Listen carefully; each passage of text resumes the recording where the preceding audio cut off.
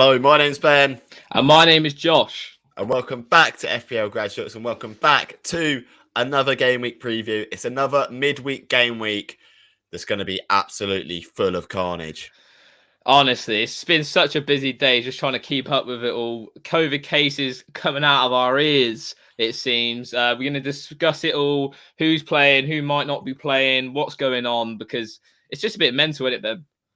Yeah, it's one of them seasons again, like last year, where you can't predict too much into the future and you've got to be sort of conservative with your transfers just in case that something like this happens. And not the best week for it to happen off the back of a week where a lot of people took a lot of hits. So it's definitely not ideal at all. Let's get into it, Josh. Yeah, indeed. So what we'll do first, we'll get through our teams from last week, discuss what sort of players might be affected within our teams, and then we'll take loads of comments from you guys. It's going to be a bit of a different episode because it's just a bit different in the world right now. Like, we're not sure what's coming in, who's coming out. So, Ben, you get cracking with your team, mate. Yeah, so let's get it up now. Here we go. So, my team this week got a total of 66 points. It was a small red arrow for me this week, unfortunately, from about 84k to about, I want to say 92k in the world. Let me just have a look here. Yeah, 92k in the world right now. So I've kind of like the last few weeks plateaued a little bit and not really risen or dropped in rank, which I think is quite good considering, everything that's been happening. So we'll go through the team. Greater in goal. If he got one more save, I win my cup game. That's how tight it was this week. I lost by 1 point. Bit annoying, bit devastating. 2 years in a row, I've gone out first round of the cup both times. Not too much more to say about that. I'm sure a lot of you guys have owned similar situations where you've had that. In defense, Reece James, since I've got him in, he has got me 2 points, if that, in the 4 weeks I've owned him. Not ideal at all. He's just, he's playing well, but in FPL terms, he's not getting the points in right now. Trent Alexander-Arnold, fantastic showing again from him, picking up that clean sheet and the bonus, so you can't complain too much about that. Cancelo as well, got a clean sheet, but a yellow card as well, which means he's out for the next game. For me, I'm keeping him. I want as many people as possible to get him out because he's a fantastic asset. And, a week's rest in a week like this where people might not be able to field 11 maybe, it might not be the worst week for him to be out for. Rudiger as well came up with 2 contentious assists, which I know Josh isn't going to be happy about, but I take them all day long. And that's why I brought him in, because he's a sort of player who's going to be in those positions, even as a centre-half. He gets up, marauds forward, and makes things happen. And yet again, he has done again. He's outscoring Reece James on a consistent basis right now, so I can't complain too much about him. Mo Salah, again, the bloke's blanked once this season. He's a joke, and we're nearly halfway through. Fantastic from him. Rafinha, I wasn't expecting him to get return, but then he did, out of nowhere. I was expecting sort of either the Chelsea boys to return or Rafinha. We got a Chelsea boy and Rafinha returning, so I'm happy with that. Another penalty as well. Bowen was my other transfer in. Little bit disappointed with how West Ham performed. I expected a lot better, and I'm hoping that, with their fixtures coming up, they're going to play a little bit better than they have done. They always seem to turn up against the better teams this season, I felt like. So we'll see how they get on over the next few weeks. But Bowen already, it's just a bit frustrating. Up top, Ronaldo, who I brought in, another penalty. That's theme this week. Yeah, so that's 4 penalties returns effectively in my team this week. Can't complain too much about 9 points are coming in, and then the wrong Watford striker up front, King. On the bench, Smith Rowe didn't play Livramento, and Gelhardt, who popped up with a goal and a 7-pointer. Very random, wasn't expecting it, and hopefully we see Gelhardt get a run in the team, because you need squad depth at the moment, and him popping up with a goal only does him good for potential to start, with Bamford as well being out. Yeah, definitely it is. I saw the notification. I was like, surely not. Surely not. Ben scored some more bench points, but it really happened. So it's interesting there. Honestly, this week is just crazy. The fact that Rudiger got 2 assists for penalties this week just summed it up for me. It's just absolutely bonkers, honestly. But it's a good score for you, considering I think the week that happened, it was a bit all over the place. What was your thoughts on the game week as a whole? A bit disappointed in truth. Like, I'm more Yeah, disappointed with Palace. Like, they should have kept a clean sheet against that dreadful Everton team, and like Greater could have come out with like easily 8-9 points yeah. out of that. And it's frustrating. It's a similar theme that I've had for my keepers this season, where they've looked good on paper, and the defensive stats suggest that they're playing well, but they're just not picking up the clean sheets. Mm. He's at least got a save point this week. Just a bit frustrating on that sort of side of it.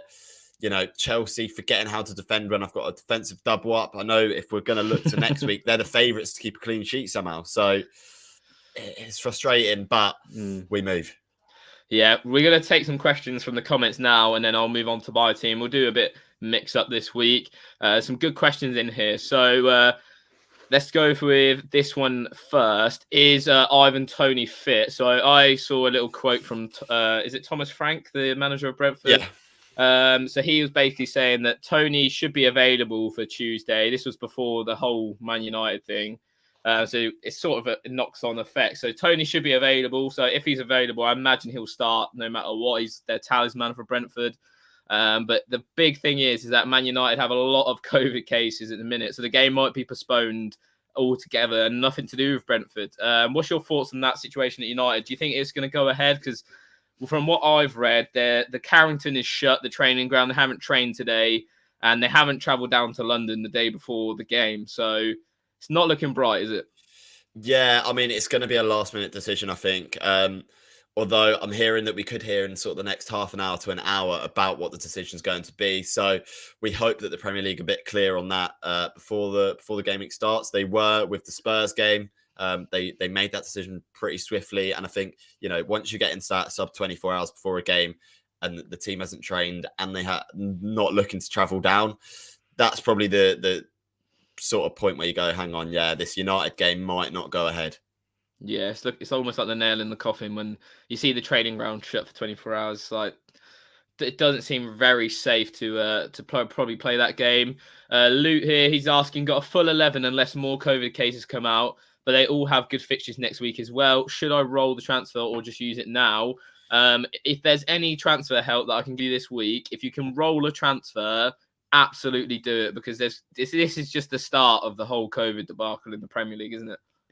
Yeah, I mean, there's it's not even just that. There's a lot of players as well who are like, you're unsure whether they're going to play regardless. So if you can find a way to field an 11 and roll a transfer, it's probably the best way to go. Like, at the moment, I'm considering rolling my transfers, and there's a very high probability that I'm going to have 2 players in that Man City game not from Man City, which is a bit crazy. That I could have the 2 Leeds boys, Rafinha and Gelhardt, like in my team this week, but it's the risk that you've got to take, and you've got to kind of analyze it and weigh it up, what you think's worth it. Because, as we've seen like the past week, people were taking hits and bringing in players and getting big net scores from it. So it's all about the risk and reward. Yeah, I took a -4 this week. I took Son and Sanchez out, so obviously they didn't play this week. -4, brought in Bernardo Silva and De Gea. It's a net plus of 12 points there. So it could be reaps rewards, but then again, if you're going to take hits every week, it might not be the case. And obviously, you're probably going to want players like Ronaldo. If he's not playing this week, for example, you're probably going to want him back pretty soon with that fixture run that they have. So it's all dependent on the player, I think, right now. We're going to take a couple more and then we'll run into my team and then come back to the questions afterwards as well. Hopefully the news of United breaks on whilst we're live, but if it doesn't, we'll keep you updated on all of our socials. Make sure you check them out down below. Thoughts on Ollie Watkins? Obviously, Villa have 2 awesome fixtures this week. Norwich, then I think it is either Burnley or Brentford. Correct me if I'm wrong. What's your thoughts on Villa since Gerrard's taken over? Have you been looking at them? I've been looking at the Villa assets, but I've not been looking at the attackers, in my opinion. I think that Villa defence is much more rejuvenated and looks a lot better. I'd look towards maybe someone like Matty Cashew over the past sort of 4 or 5 game weeks. Has had the most or one of the most touches in the final third out of any defender in FPL, which is a bit crazy. I'd like to look at Target as well. I think both of those options really good for Villa right now, and both sort of got a really high ceiling under Gerrard. Let's see how they do though. Yeah, Norwich and Burnley are the teams that they're playing. I also quite like the look of Ashley Young. I know it sounds absolutely crazy to say that, but he's got 2 assists under Gerrard so far already. When they play a harder team, I think they've got Chelsea after that Burnley game, so obviously you probably keep him for that. He seems to be playing like left wing in that Villa attack, so it's a decent asset to have there. We'll do one more question. We'll take this one from Jack. He says, big at the back done. Should we start investing more into midfield and forwards? Obviously, me and you, we've got expensive defenders, 4 of them probably. What's your plan with your Chelsea double up, especially? Because I feel like a lot of people are running out of patience with Reece James, but I think that's a bit harsh considering what he's done before in the past few weeks before that. I mean, he's still played well, and like the sort of teams that they're going to come up against, Everton, they can't attack. They just can't. Like they're rubbish. Wolves are not a team that traditionally scores a lot of goals anyway. And then you've got Villa and Brighton coming up, who it could be really tight games, both of them. So there's always the potential for Chelsea to sort of get 3 clean sheets in the next 5. And then you factor in that you don't own Reece James for the clean sheets, you own them for the attacking returns, especially if you've only got him in. And the Chelsea defense has been over 100% expected ownership over the sort of past few weeks. So in fact, like, you probably wanted the attacking returns more than the clean sheet for everyone. So for now, I'm keeping them. I have been tempted to take them out, and I was close to taking at least Rudiger out before. But for now, it's probably a case of there's so many more fires in everyone's FPL teams right now that it's probably not even worth looking at right now. No, and also I think you factor in the teams that Chelsea played against. They played United, where he got 1 point. Obviously, it's going to be tough to keep a clean sheet against United. Watford, who have scored goals against practically everyone this season. So he's conceded, and then obviously got a yellow card there. West Ham playing well. They played well against Liverpool and everyone like that. And then they face Leeds as well. And Leeds have always scored goals. So those teams that they're facing in the last 4 games, it's gone the worst possible way it could do, but it is generally possible because all those teams are good at going forward. And like Ben said, there's a lot of fires to put out right now in terms of your players actually just playing, let alone playing well. So, I'll get my team up now, and we'll go through how I finished last week. It's very, very similar to Ben, actually. So I scored 66 points as well. I took a -4 hit. I did Son and Sanchez, as I mentioned, to De Gea and Bernardo Silva. My rank took a hit as well. I was 9,000th in the world, and now we're down to 14k. So outside the top 10k. But I was speaking to FPL Air. If you don't know who he is, go check him out. He's great FPL YouTuber as well. And he's in a similar sort of rank to me. And he had like that same sort of rank drop. But if it's that easy to drop, it should be that easy to gain back as well. So we're hoping for some good returns in the upcoming weeks. So as I said, De Gea, 10 points in goal. Just incredible performance, to be honest, against Norwich. Is the reason they won that game. He's definitely a man of the match. 10 points was definitely deserved from him. Trent, as you said, just doing what Trent does. If Liverpool keep a clean sheet, he's highly likely to be top of that bonus. So he got 9 points. Reece James, as we mentioned, 0. Cancelo, 7. Gutted that he's suspended, but I will be keeping him as well. Alonso with the assist, which was, when it happened, I was buzzing because Rudiger didn't get 2 assists by that time. But still, I'll take it. Points and points at the end of the day. I stupidly started Livramento. I thought Arsenal, they're a bit wobbly, but they just threw Southampton to the sword. I benched Rafinha as well. Always play the attacker. It's just a poor FPL manager mistake from me. Jadon Sancho, another 3-pointer. He's just getting subbed off at like 65 minutes. The last 2 games. He's a poor transfer from me, to be honest. I've just done it because obviously I went to the Palace game. Wanted a United player. Just play with my heart instead of my head. Should have banked that transfer. Obviously, I took Gallagher out for him as well, he scored 15 points this week, which is ideal. Just not good limbs from me.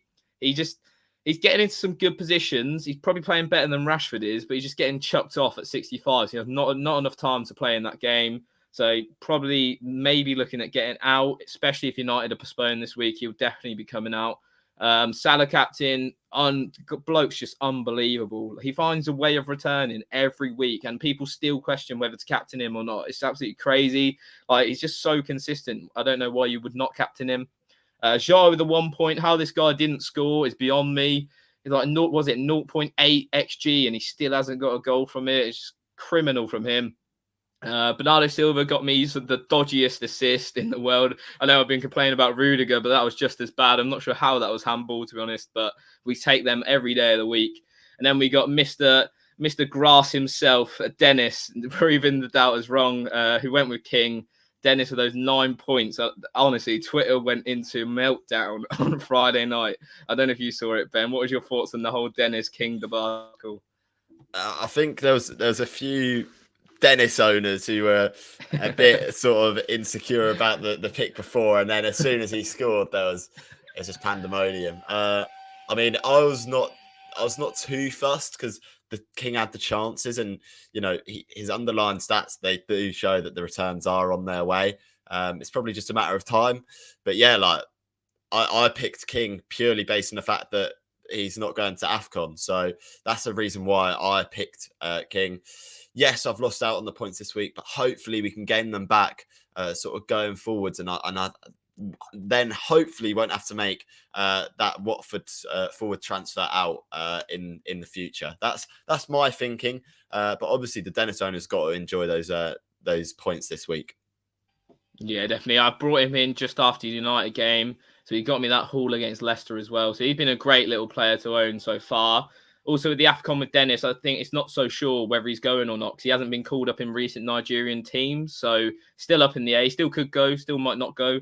It's all waiting to be seen with him. But yeah, buzzing with those points. He was basically the only reason I didn't get a really bad red arrow this week. It wasn't a great week, but we will take some more questions now about what's coming up with that game week.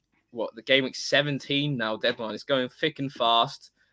Here's what my team's looking like right now. So De Gea in goal.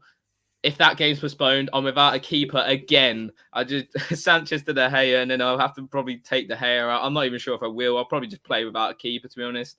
It's just doing my head in making so many goalkeeper transfers.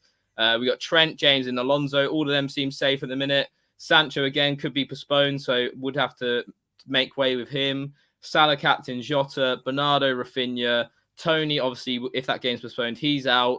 And then I've got Dennis. And then on the bench, Livramento's picked up like a leg gash, it says, on FPL status. So whether he'll play, we're yet to see. Keenan Davis obviously won't play. He is injured, actually. And then Cancelo suspended. So the chances of me filming an 11 this week are very, very slim. What are you doing? Have you got a lot of United players, Ben, or are you playing it okay at the minute? I've only got the one United player at the moment. I'm sort of looking at the Livramento news, and based on what Hasenhüttl said, I think he's pretty hopeful that Livramento plays regardless. Like, I think he's saying like it's a little bit of concern, but he seems okay and he seems like he can play. So I'm thinking that's more 80-85% chance of playing for Livramento. But yeah, in terms of United boys, I've only got the one of them. So we'll see what happens with that. I'll move on to my team then for this week. So this is what we're looking like at the moment. So we got Guaita in goal, the double up of Chelsea boys, James and Rudiger. I'm actually quite looking forward to seeing what happens there. Alexander-Arnold, Livramento comes in. It's been a couple of weeks since I've had him in my team, not coming from the bench. Salah captain, of course. I've viced Rudiger because I feel like that's sort of a safe guy to go for, that we know his game should be going ahead. All I can say is make sure that your captain and your vice captain are from different fixtures. Make sure that your vice, if you've got Salah captain, to make sure it's not Jota, just in case we see postponements in the future. So we got Bowen and Smith Rowe playing against each other again. Will Smith Rowe play? Will he be back? Let's have a look and let's see. And then up front, we've got King and Ronaldo. Again, Ronaldo, we're not sure what's happening with the Man United situation, but we will wait and see.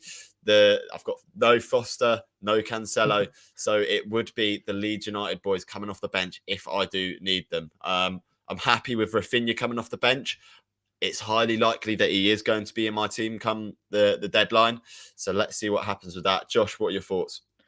Yeah, jealous, to be honest. You got no fires other than Ronaldo to put out. So you're looking a lot better than what I am. Just getting hit with COVID. Last week as well, I had Son and Sanchez. This week I've had Sancho, De Gea and Tony. So 5 players in the matter of a week. It's really hit me hard. We'll get into your guys' questions though. We'll try and get as many as we can done. I think we'll be probably live for another 10 to 15 minutes. So get as many as you can in and we'll answer as many as we can. Dion says here, is the Dennis King double up viable? This is an interesting one. Have you thought about that? I haven't thought about the double up. I can't lie. Yes, they're both really good value, but they're both just risen just enough to mean that is it really worth it? And I don't think it is. I think even in a normal game week, like there's debate whether you should be benching the Watford asset you have, because there's a lot of strong teams at the moment, a lot of money in the bank. I probably wouldn't go for the double up, especially as well. Like if that game, if a Watford game in the future gets called off as well, like you got to bear that in mind. Yeah, definitely. It's something to factor in. I think, like you said, the fact that their values have gone up so much, they're not really as cheap as what they once was at like 5.5 million. Xavier, I think that's how you say your name. Sorry if I butchered it. I'm having a serious crisis myself. Triple United, having problems with full team and Cancelo. Do I hold Cancelo or move to Robertson? I think we're both pretty adamant in what we're doing with Cancelo, aren't we? Yeah, hold him. Fantastic FPL asset. His expected ownership is going to be really, really low when he comes back. And I think a lot of people end up, it's almost a waste of a transfer because, yes, he's out for this week, but guarantee you by this time next week, you're thinking, I need to get this bloke back in because he is a really good player. Definitely. Gundogan owners, what should they do right now? I mean, for a lot of these players that we know aren't going to be out, and it's a case probably of holding, even if you don't think they're going to get many points at the moment. Gundogan, of course, hasn't been seeing too many FPL points, but the underlyings are there as well. So I'd say it's a keep. Put out fires in your team. Yeah. This guy asked, did I advance in the FPL Cup? I did. My opponent was terrible, if I'm honest. He had like 30 odd points. Captain Antonio, he must have been playing about game week 2. Ben didn't though. He lost by a point, which is funny, not sad. We move on. Ideal Sancho replacement. He made a stupid decision of getting him in, just like me. For me, my number one, like everyone in the Nans dog has Jota, so I would go for Phil Foden. Who would you go for? Oh, ideal Sancho replacement. To be honest, at that price point, there's not too many options that you'd think to go for. Let me have a look. Because I can't really think of anyone off the top of my head that I'd go, yeah. I think Foden. Or Mount. I quite like the way Mount's playing recently. Yeah. Maddison.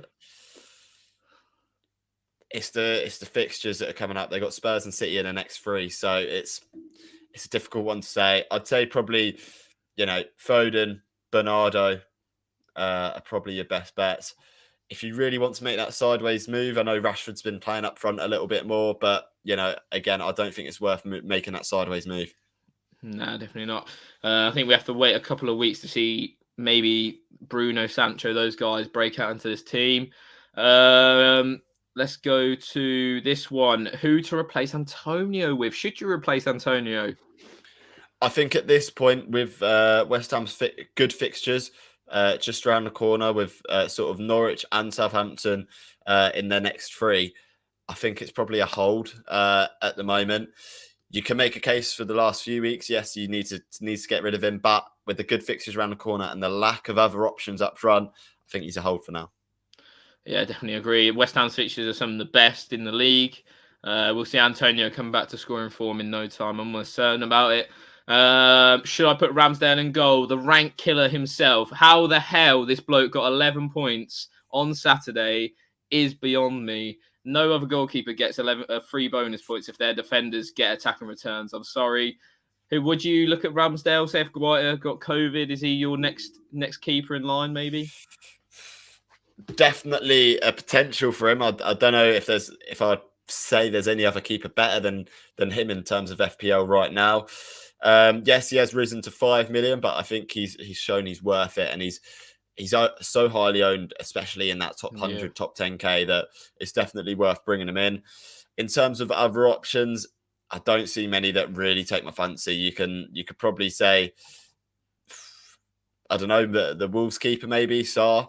They're just about to come out of that sort of tough run that they've had recently. I don't know. I'd say Ramsdale's probably the best option. Yeah, Ramsdale, my top 10k effective ownership is nearly 60% owned. So a lot of managers picking him so far. Let's move on to another question. Should I go Ronaldo over Vardy? I would not move to a United player, even if they don't get their game postponed. I would hold off, because the chances are, I think it's just going to be affected. If this Brentford game gets affected as well, chances are that the Brighton game at the weekend as well is going to be affected, because I think they play Tuesday, Saturday. So yeah, I'd avoid United at all costs until we hear more information about what's happening with them at the minute. Just wondering, will the deadline eventually be extended if the Brentford game is postponed? Do you know anything about that?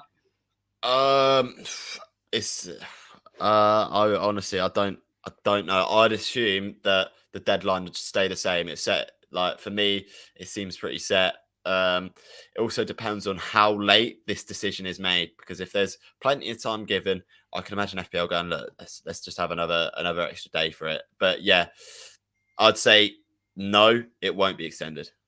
Yeah, I think I have to agree with that. We'll go into a couple more and then we'll wrap things up here. I don't think we've had any breaking news in terms of United so far. But when we do get it, we'll post it on our Instagram and on our Twitter. So make sure you're following us over there on those social channels. We'll move on to the next question. Rafinha replacements. He's obviously been getting points despite the fixtures. Would you be looking to keep or maybe get rid right now? I was tempted the other week to get rid, but he has restored my faith in recent weeks, especially being on penalties. We've seen how many penalties have been given the last few weeks. It's a lot of them. I'd say he's a keep. He's getting returns even in those tough fixtures. The one fixture I'd say he wouldn't return in is that City one, and that's it, to be honest. I think you can return against anyone in the league. He's a talisman, and if anyone scores in that Leeds team, you best believe Rafinha's involved. Yeah, definitely agree. Rafinha's one of those players who scores against anyone. Even Man City, they've got Walker and Zinchenko at fullback. I could see him probably causing some damage if he played up against Zinchenko. We've got Selo, Keep and Buemo. Obviously, with United game maybe being postponed, what would you do with him after him finally scoring a goal against Watford? I mean, it's a tough one because he's probably one of the fires in the team. I would say it's a difficult one. There's not many players now around his price point that I'd be tempted to go by. So I think if you've got money in the bank, sell. If you don't, it's probably a tough keep right now. Yeah, I definitely agree with that. He just doesn't seem like he's going to get those consistent FPL returns that you need. He's very inconsistent. Who should I get rid of Vardy for? Who would you get up front right now? I mean, it's again another difficult one because the options just seem so few and far between. I would be tempted by Antonio, despite the poor form from him at the moment. In terms of other players, maybe I'll be tempted by someone like Danny Ings over the next two. Norwich away, Burnley at home. Definite temptation to go there for the short term. In terms of other players, I'm not too sure because obviously you maybe looked for a Crystal Palace player with their next two fixtures, but it's who's going to play out of Benteke and Edouard. There's not too many options at all, and I mean there's a genuine serious case to replace Vardy for someone like Dennis or Josh King. Yeah, definitely. I just had a little look on Samuel Luckhurst's Twitter, and there's still no news. He's actually complaining about how fans have hotels and trains booked for this game, and still no news 25 hours before kickoff. So we're still waiting. It's a bit of an annoyance, but hey, it's what we've got to put up with. This was so bad last season. I don't know if you remember, Ben, but around this sort of time last year, we had so many. I think we ended up having a triple game week, didn't we, because of the COVID postponements. Yeah, and was not ideal. We were getting caught out left, right, and centre. Yes, we seem a bit more prepared this year, but you can never predict these sorts of things.